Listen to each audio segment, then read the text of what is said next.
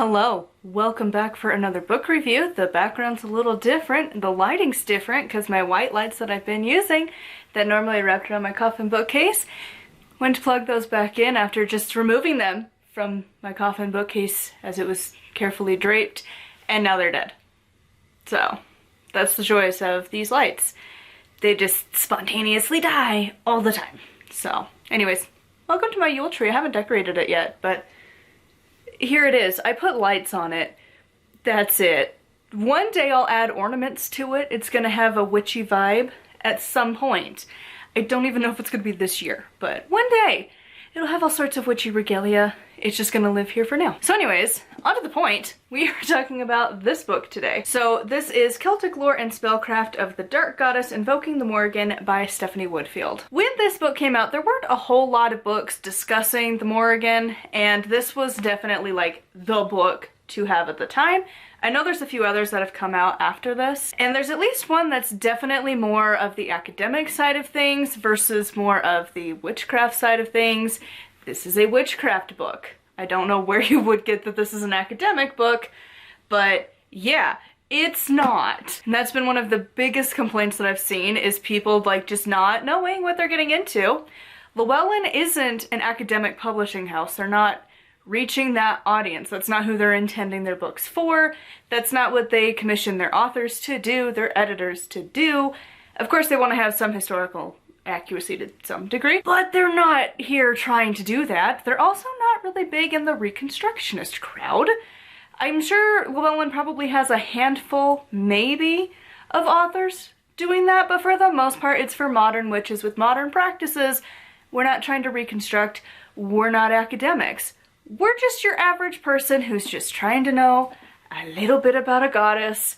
And so if that's what you're looking for, this is not your book. She does go into a lot of detail about the myths, and it's definitely a question of, is she reaching or is she not? Because she does connect the Morrigan to a lot of different goddesses. If you are just beginning your path with the Morrigan and you want to learn more, you want to know what other aspects she has, you've heard that she's 1, she's 3, she's connected to all of these different things, this book has got you. Any possible connection she has to another goddess is in this book. She talks about how there are the traditional faces of her, and I will mispronounce them all, but how she's also connected to kind of some other ones, where there's the discussion of and I'm gonna mispronounce names, Danu and Anu. Butchering them, I know. That's how it is. That's how it looks like they're spelled. She has pronunciation, I still don't. I just will struggle endlessly. So you have those two, there's arguments whether they're the same or if they're different, and so she talks about that, and she does pick a side on all of these. She mentions she's obviously going to pick a side that the Morrigan is part of them. She really hones in on the aspect of the Morrigan being a shapeshifter, and that's why she has all of these different forms, and how sometimes it's a title, but sometimes it's for a specific one.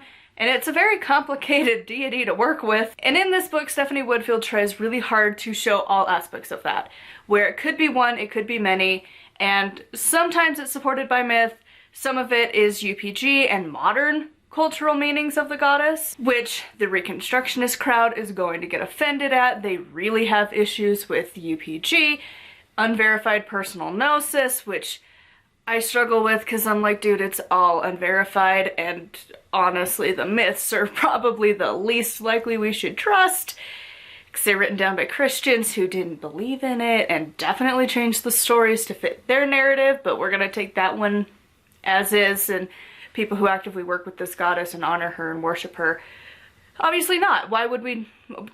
It's a discussion for people to have. Obviously, you can see where I stand on that. So with that said, she talks about a lot of the different aspects, and each time she does, she has a variety of spells, rituals, different ingredients that you can add to like incense blends or sometimes different things. And then she does go through a little bit of the Wheel of the Year. I was a little bummed she didn't include the full wheel. I don't know why they have such issues with this. But yeah, she has 6 out of the 8. She skips Imbolc and Ostara. I don't know why, but she did also toss in Morrigan's like feast day, which is January 7th. I don't know why it's January 7th. She wasn't really sure either why that day has suddenly been assigned to her, but that's just kind of been the norm. And again, modern pagan practices. She also talks about different rituals to do for the moons, so if you wanted to honor different aspects of her or just kind of call on her in general for like the full moon or the new moon, she has stuff for that. It also talks a lot about the animals associated with her, which is really nice, and goes into details of like what aspect of her it's connected to, and really just tries to give you a lot of information so that you could build a practice around this. And you have like what moon phases and like what aspects of the Morrigan, colors associated, like seasons, all sorts of stuff, so that you could really build a practice around this if you wanted to. Of course, Stephanie Woodfield has been doing a lot of Morrigan work over the years, and she has a few other books on this topic, so definitely check those out as well. But yes, if you are interested in working with the Morrigan, this is a fantastic resource.